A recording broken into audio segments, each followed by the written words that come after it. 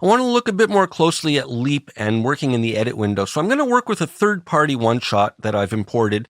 And this way we can look really from the ground up at importing and creating a Leap instrument. So here is a sample that I want to use. It's a little vocal phrase.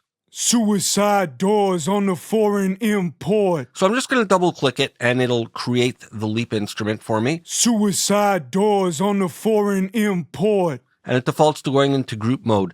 So at the top here, we see the name of the file and the file information. Now here we have some grid settings. We have off, and this means that we can move the start and end markers freely of any grid. And you can see here there's some dead space before and after the beginning of the phrase.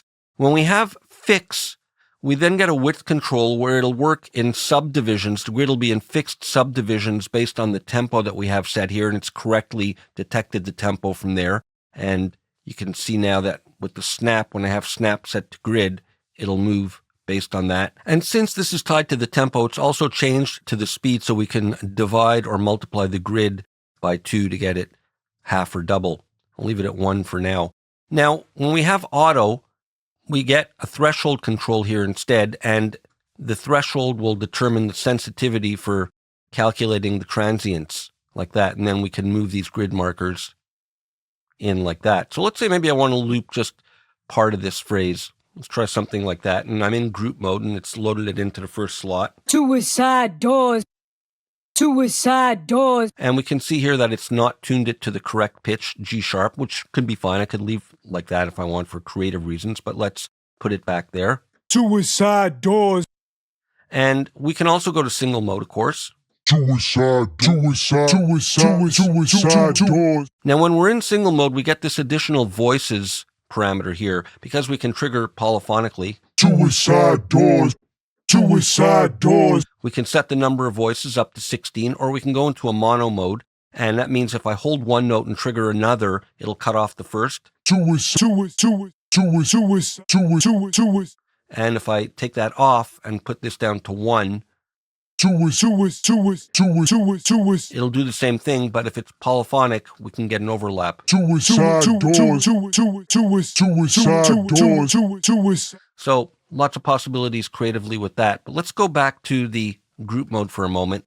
We also have the grid here where we can use this to zoom. If we grab right at the beginning or end, we get this little blue bar and that'll zoom, as you can see. And we can grab in the middle and move the display. So I can zoom the front or the back. So if you're working with long files, you can really get way in like that. And or move the display like that. And I can then just move the display out to view the whole file if that's what I want to do. Now we also have the option to loop sections of this. So if I turn the loop parameter on, we get these additional loop start and end parameters, and they can be the same or different than the regular start and end parameters. So for example, maybe I want to loop just that part. And then of course we can use the black notes to get our performance effects. So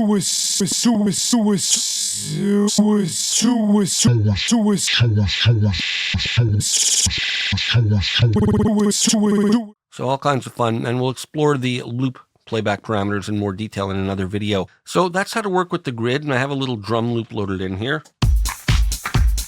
Suicide